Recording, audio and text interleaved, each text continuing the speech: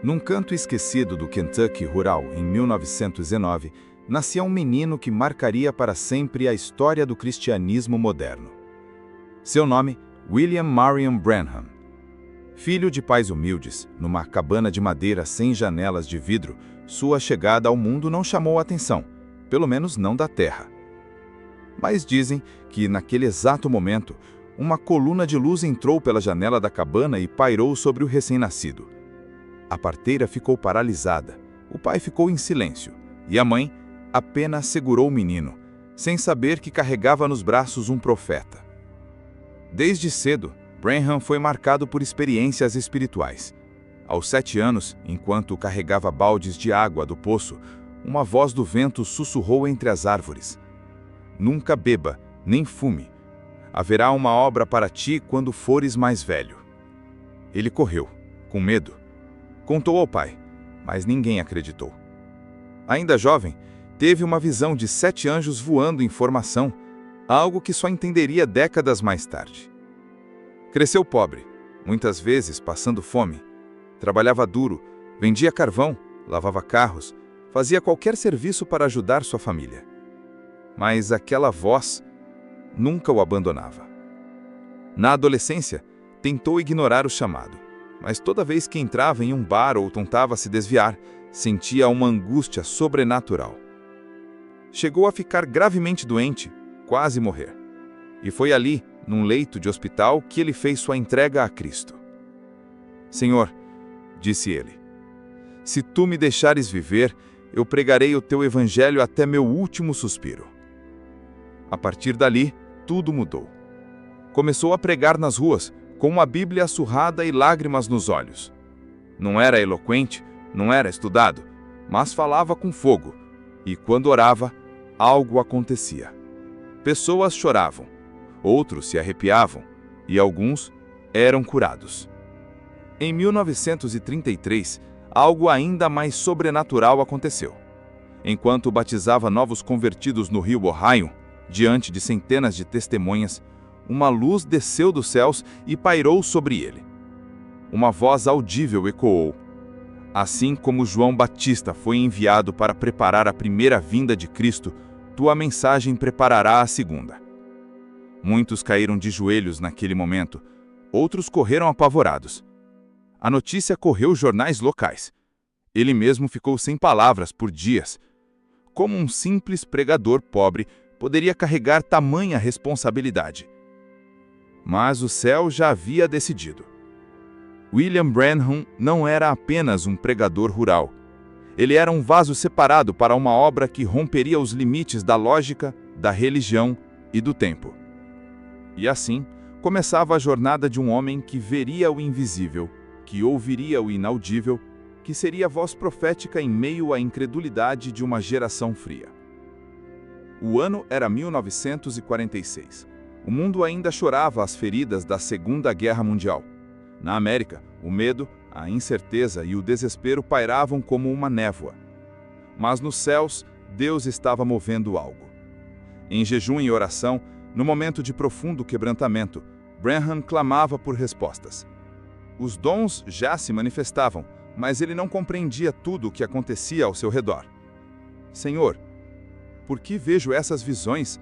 Por que ouço coisas que outros não ouvem? Estou ficando louco?" Então veio a noite que mudaria tudo. Branham estava sozinho, em casa, deitado na cama, quando de repente uma luz entrou no quarto. Ele pensou que alguém tivesse acendido o teto, mas não era uma luz comum. Era viva, ardente, e ao lado dela, um ser celestial entrou, um anjo do Senhor. Ele descreve o anjo como tendo aparência de homem, mas com uma presença que quebrava qualquer orgulho. O anjo falou com doçura, mas com autoridade. "Não temas, eu sou o enviado da presença de Deus. Tu foste escolhido para levar uma mensagem de cura ao mundo.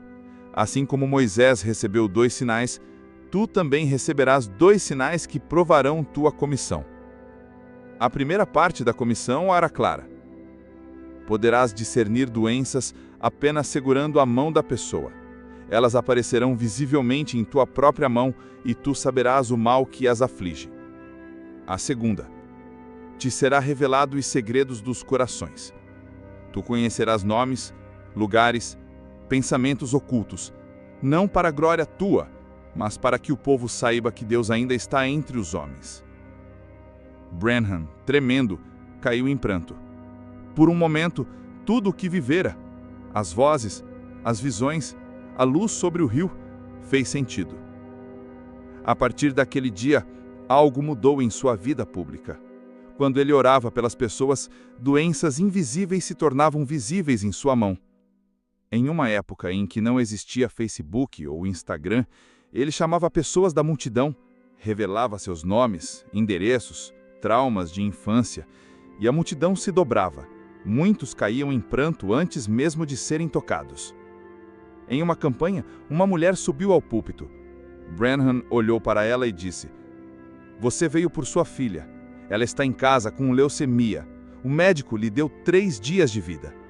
Mas o Senhor diz: ela viverá e não morrerá. Vá em paz." Dias depois, o milagre foi confirmado. Em outra ocasião, ele parou no meio de uma fila de oração, olhou para um homem e disse: "Você é ateu." Mas ontem à noite ajoelhou-se no quarto de hotel e disse: "Se esse homem for real, deixa ele me revelar quem eu sou. Teu nome é Charles, e tu és de Chicago. Hoje Deus salva a tua alma." O homem caiu de joelhos e gritou: "Eu creio, eu creio." Dizem que em certas noites uma neblina pairava sobre o púlpito e que às vezes era possível ouvir línguas angelicais sendo sussurradas no ar. Ninguém ousava brincar com aquilo.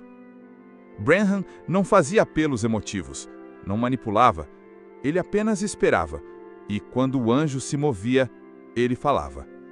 Sua fama se espalhou, igrejas ficaram pequenas, ginásios lotavam, jornais começaram a publicar manchetes sobre milagres, até cientistas começaram a frequentar seus cultos para tentar entender o que estava acontecendo. Mas para Branham, nada disso importava. Ele dizia: "Eu não sou nada. Eu sou apenas uma voz. A luz é dele, a unção é dele. Eu apenas obedeço." Era o início de um ministério que quebraria as barreiras do natural e apontaria para o sobrenatural. William Branham não buscava multidões. Ele buscava obedecer àquela voz, a mesma que o visitou em 1946 e mudou tudo. A notícia se espalhava como fogo em campo seco. Um homem está orando e os doentes estão sendo curados. Não era mais um pregador carismático, não era apenas emoção coletiva. Era algo que rompia o natural e tocava o invisível. William Branham começava a percorrer os Estados Unidos, depois o mundo, em cruzadas onde milhares se reuniam não para ver um show, mas para encontrar o Deus que cura. Suas reuniões lotavam auditórios, ginásios, barracões de lona improvisados. Filas se formavam ainda de madrugada. Carros vinham de outros estados, enfermos em cadeiras de rodas, cegos sendo guiados, mães com filhos em fase terminal. O povo vinha, com fé e esperança nos olhos. Quando Branham subia ao púlpito, não havia música elaborada, nem palcos elaborados, apenas um homem simples, com a Bíblia aberta e os olhos fixos no céu. Ele começava a pregar, e aos poucos o ambiente mudava. Uma unção palpável enchia o lugar. E então ele dizia: "O anjo do Senhor está aqui." E começava a chamar pessoas da multidão. "A senhora, de vestido azul, na 4ª fileira, você não está aqui por você. Seu marido está com câncer nos ossos. Deus vai tocá-lo agora. Você, jovem, tentaste suicídio há 3 dias, mas Deus tem um plano contigo. Ele muda teu destino hoje." E acontecia. Num desses cultos, uma mulher com câncer terminal foi trazida numa maca. Branham orou por ela e, minutos depois, ela levantou sozinha, andou até o púlpito e começou a louvar a Deus. Outro caso documentado. Um menino cego de nascença, com os olhos sem córneas, foi levado pelos pais. Branham orou e, diante de todos, os olhos da criança brilharam e ele começou a enxergar. Médicos estavam presentes, jornais registraram, pessoas diziam: "Nunca vimos algo assim desde os dias de Jesus." Esses relatos não vinham só de igrejas, até repórteres céticos confessavam que não conseguiam explicar o que viam. Em uma das cruzadas, o famoso fotógrafo James Ayers capturou a já lendária foto com a luz sobre a cabeça de Branham, validada depois por técnicos. Não havia explicação. Dizem que em algumas reuniões, quando ele entrava no local, crianças começavam a chorar sem entender porquê, e adultos caíam de joelhos apenas pela presença manifesta de Deus que o acompanhava. Branham não aceitava ofertas exorbitantes, não exigia hotéis luxuosos e, frequentemente, era visto orando nos bastidores até tarde da noite, chorando pelas multidões. Enquanto muitos se alegravam, outros se incomodavam. Alguns líderes religiosos começaram a desconfiar.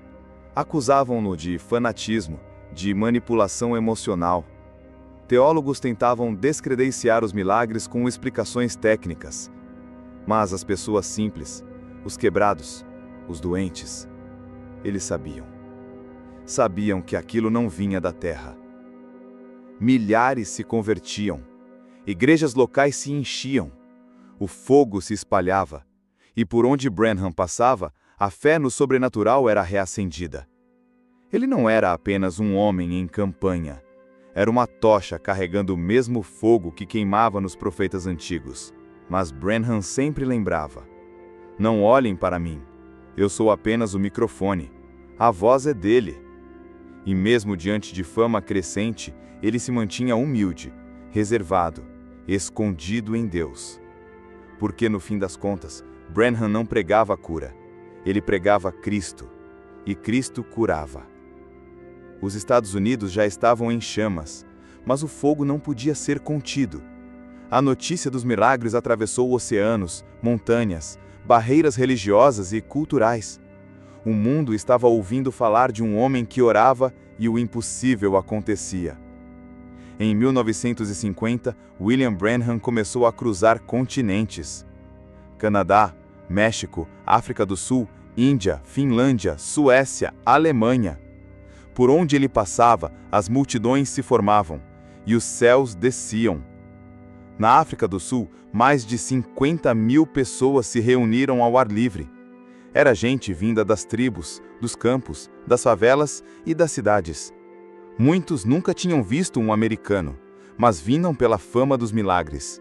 Um homem, surdo e mudo desde o nascimento, foi trazido por missionários. Branham apenas tocou sua orelha e sussurrou: no nome de Jesus. E diante de todos, o homem repetiu a frase com lágrimas nos olhos. Gritos tomaram a multidão. Líderes tribais se ajoelharam no chão. Na Finlândia, ele orou por um menino atropelado, declarado morto por médicos. Horas depois, o garoto ressuscitou, respirando novamente. Branham revelou que havia tido uma visão daquele acidente 2 semanas antes nos Estados Unidos e que Deus já havia mostrado que o menino viveria. Os jornais finlandeses chamaram aquilo de um milagre bíblico nos tempos modernos. Na Índia, ele enfrentou um desafio ainda maior. Um sacerdote hindu trouxe um homem cego diante da multidão e disse: se seu Deus é real, faça esse homem ver.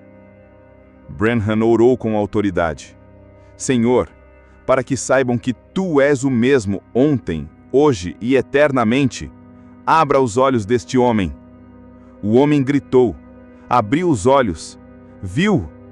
Milhares de hindus se converteram naquele dia. O sacerdote caiu com o rosto em terra. Mas William Branham nunca buscava glória. Ele dizia: é o anjo do Senhor, eu apenas obedeço. Eu não sei o que vai acontecer, mas quando ele vem, eu apenas falo.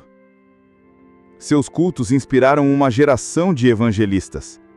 T.L. Osborne, Oral Roberts, Tommy Hicks, A.A. Allen, Morris Cerullo, todos, direta ou indiretamente, foram influenciados por Branham. O que antes era raro, curas, palavras de conhecimento, sinais visíveis, agora se espalhava por toda uma geração que cria que o Deus dos atos ainda agia. Branham não fundou uma denominação, não construiu impérios, não vendia promessas. Ele apenas ia onde Deus mandava, e o céu o seguia. Dizem que em alguns aeroportos, quando ele desembarcava, as pessoas se prostravam sem saber por quê, sentindo um peso invisível de glória no ar. Dizem que em certos cultos, quando ele erguia a voz, era como se a atmosfera ficasse densa e o temor do Senhor enchia o ambiente.